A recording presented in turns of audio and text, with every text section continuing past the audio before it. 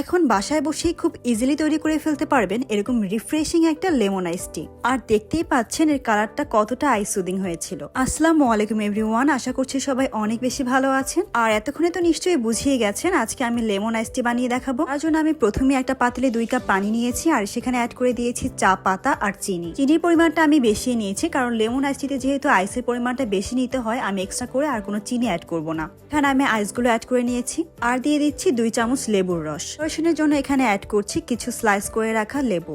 এবার আমি যে টিটা বানিয়ে রেখেছিলাম সেটা আমি ঠান্ডা করে নিয়েছি, এটাই এবার অ্যাড করে নিয়েছি। এই পর্যায়ে আপনারা চাইলে শুধুমাত্র টিটা অ্যাড না করে সোডা ওয়াটার, সফট ড্রিঙ্কস, মাল্টা অথবা কমলা, এছাড়া পুদিনা পাতাও অ্যাড করা যেতে পারে। একটা কথা, টিটা কিন্তু খুব বেশি সময় ধরে জাল করা যাবে না, তাহলে এটা তেতো হয়ে যাবে। আর এই তো এবার সবকিছু খুব ভালোভাবে মিক্সড করে নিচ্ছি।